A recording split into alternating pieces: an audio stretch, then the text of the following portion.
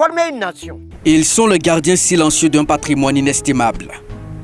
Dépositaires de savoir-faire exceptionnels dans les traditions orales, les arts du spectacle, les pratiques sociales et l'artisanat, les trésors humains vivants représentent la mémoire vivante d'une nation. Le 21 juillet 2015, le Burkina Faso désignait pour la première fois 17 trésors humains vivants.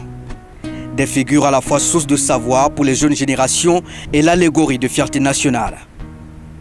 Parmi eux, figurent des personnalités de renom telles que Bassiré Titenga, Koulomba Traoré, Victorine Toweki, Daïtienne Somda. Comme le rappelait avec justesse Amadou Ampateba lors de son discours à l'UNESCO en novembre 1960, quand un vieillard meurt, c'est une bibliothèque qui brûle. Une citation qui dénote l'urgence de préserver ces savoirs vivants face à la mondialisation. Ces dernières années justement, la reconnaissance institutionnelle des trésors humains vivants s'est renforcée sous la gouvernance du capitaine Ibrahim Traoré. L'audience qu'il leur a accordée le 8 mai 2023 en témoigne. Pour la première fois depuis la création de ce statut, ces détenteurs de savoir rencontré le chef de l'État, l'avait mentionné Maître Titenga Bassiré. Dans cette dynamique, plusieurs d'entre eux ont été élevés au grade de chevalier de l'ordre du mérite. L'élan se poursuit encore.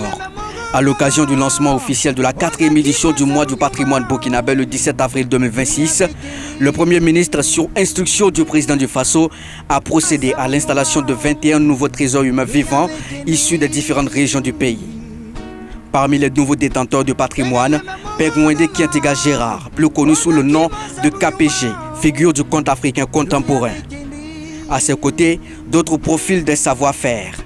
Pascaline Tamalgo, reconnue pour son expertise dans le tissage traditionnel, Songalo Kone, maître dans la technique de stabilisation du bandji, Amadou Lougué, réputé dans l'art du reboutage, Siaka Karambiri dans les pratiques d'ozo, Wedraogo Isaka Dizoug Nazagmda pour sa musique Wed Binde ou encore Ima Kayure Dikisto Coimbré pour sa musique traditionnelle.